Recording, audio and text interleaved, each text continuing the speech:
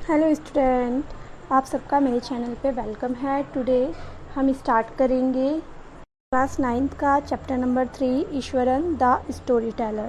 ठीक है, बेसिकली ये चैप्टर पूरा रिवॉल्व करेगा अराउंड महेंद्र और ईश्वरन के ऊपर। ठीक है, अब हम देखते हैं ये स्टोरी जो होती है वो नरेटर उसका गणेश है और वो एक महेंद्र नाम है, उसके बारे में बात कर रहा है। महेंद्र एक सुपरवाइज़र है एक कंपनी में, जो कि लोगों पे नज़र रखता है कि कौन क्या कर रहा है, कौन क्या नहीं कर रहा। वो बेसिकली फैक्ट्रीज, ब्रिज, डैम्स और ये सब चीज़ों में काम करता है। अब उसकी नई नई जॉब का ट्रांसफ़र हुआ है रेलवे के ब्रिज में, कंस्ट्रक्शन में। वो कुंवारा आदमी है, उसकी नीड्स बहुत सिंपल है और वो किसी भी कंडीशन में अपने आप को संभाल सकता है। ठीक है, स्टोन हाउस में भी रह सकता है, टेंट में भी रह सकता है, वटेवर जिसमें भी वो रहना चाहे। और वो खाना, अब उसके पास बस एक असेट्स के नाम पे सिर्फ एक कुक है जिसका नाम है ईश्वरन।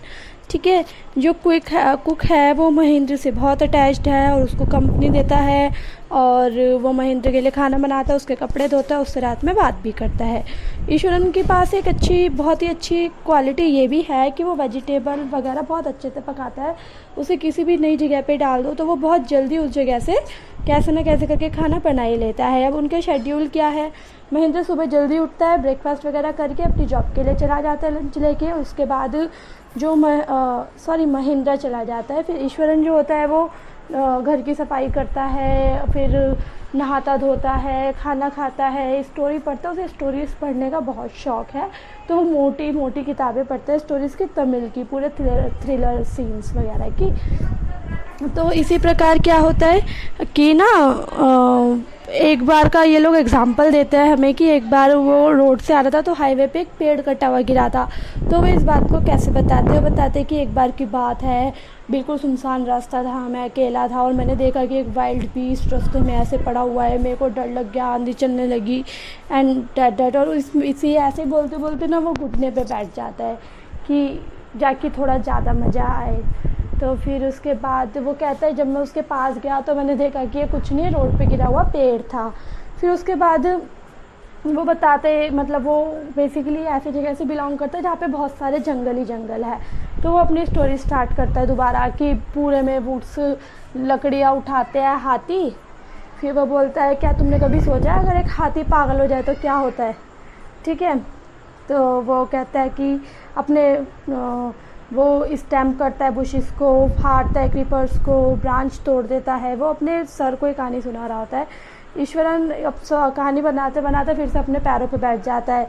फिर वो बोलता है कि फिर जो एलिफेंट है ना वो हमारे गांव में आ जाता है, फेंस वगैरह तोड़ देता है और वो कंटिन्यू करता रहता है। मेन रोड से स्टॉल हटा देता है, मटके पोट्स तोड़ देता है, कपड़े वपड़े फाड़ देता है, सब ऐसे कर देता है। फिर प्यूपल बहुत ही ज़्यादा हेल्टर स्केल्टर होने लगता है, इधर उधर भागने लगता है कि हाँ अब क्या होगा अब क्या होगा। अब एलिफेंट फाइनली एक स्कूल के ग्राउंड में घुस जाता है जहाँ पे सब बच्चे खेल रहे होते हैं और ऐसे ही वो कुछ कर रहे होते हैं।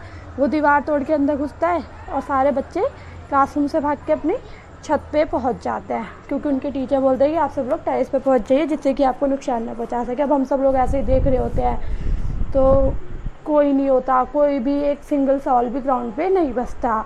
जो स्ट्रीट होती है पूरी तरह खाली हो जाती है। उस टाइम मैं जूनियर क्लास में पढ़ता था और मैं सारा ड्रामा देख रहा था। मुझे नहीं पता कहाँ से मेरे अंदर जोश आया, मैंने एक कैन लिया हाथ में और क्या कहता है मेरे टीचर ने मुझे रोका भी, लेकिन मैं वक्ते वक्ते ग्राउंड में चला गया। एलिफेंट मुझे देख के पागल सा हो गया। ठीक है, फिर मैंने उसके पैर पे एक स्टैम्प किया, मतलब उस डंडे से एक मारा, तो वो करते ही वो अचानक से हिप्नोटाइज हो गया, वो बेहोश हो गया, गिर गया। अब उसका जो मालिक था वो ऐसे देखने लगा कि हो ये कैसी बात कर रहा है। तो ऐसी प्रकार की वो कहानी सुनाता था। ठीक है, फिर वो छोड़ देता है, वो कहता है मैं वापिस आऊँगा और वो खाना बनाने के लिए चला जाता है। ठीक है, एंड देन महेंद्र पूछता है कि क्या कहते हैं इसके आगे की स्टोरी बताओ। तो वो कहता है आगे कुछ नहीं, फिर हमने एक वेटरनरी डॉक्टर को बुलाया, उसने आके उसका इलाज किया। फिर वो कहते हैं तुमने ये सब सीखा कहाँ से। तो कहते हैं कुछ नहीं, बस ये कराटे की जापानीज़ आर्ट है जो मेरे को कभी कभार आती है। फिर ऐसे ही दिन गुजरते गए। ईश्वरन उसको रोज़ स्टोरी सुनाता रहा। अब एक दिन उनने हॉरर और सस्पेंस की स्टोरी सुनाई जो विश्वसनीय हो भी सकती है और क्रेडिबल नहीं भी हो सकती, लेकिन महेंद्र को ये सब सुनने में मज़ा आता है। उसको टीवी की कमी महसूस ही नहीं होती उसके होने से। अब एक बार जब वो ब्रेकफास्ट कर रहे थे तो कहते हैं कि मैं कुछ अच्छा बना लेता हूँ, आज ऑस्पिशियस डे है और इस दिन हम अपने पूर्वजों को खाना खिलाते हैं।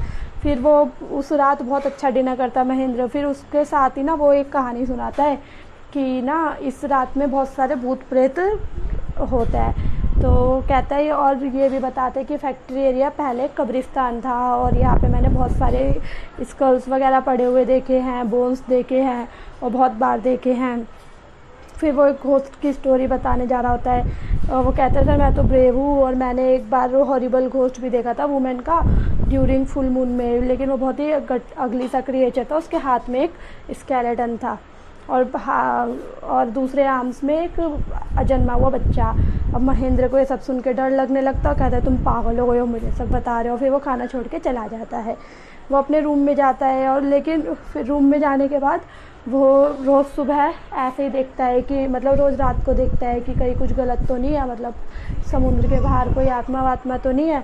उसके बाद लेकिन ईश्वरन अगले दिन फिर से ऐसे ही उसके साथ टोकेटिव ही रहता है, उसको कोई फ़र्क नहीं पड़ता कितनी भी बेइज्जती मार लो। फिर एक दिन क्या होता है, जब फुल मून नाइट होती है अचानक से महेंद्र उठता है, अजीब सी आवाज़ आ रही होती है जैसे भूत प्रेत के सीरियल्स में आती है वो वाली।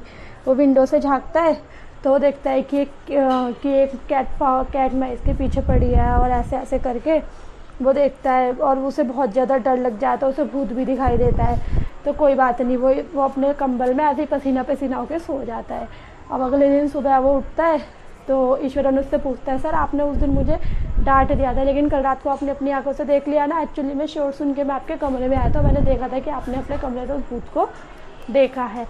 तो बस ये सब सुनने के बाद महेंद्र चुपचाप अपना ब्रेकफास्ट करता है, अपना लंच लेके काम पे जाता है और अपना रेजिग्नेशन लेटर, रिज़ाइन का लेटर उसे छोड़ के आ जाता है कि मुझे काम नहीं करना है ऐसी जगह पे। बस जी, ये थी इस चैप्टर की कहानी। Thank you.